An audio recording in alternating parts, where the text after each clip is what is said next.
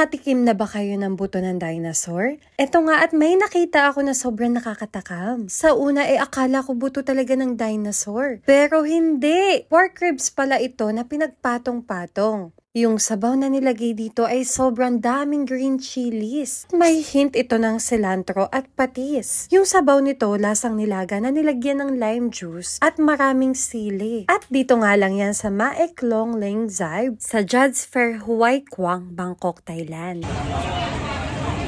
Tikman natin.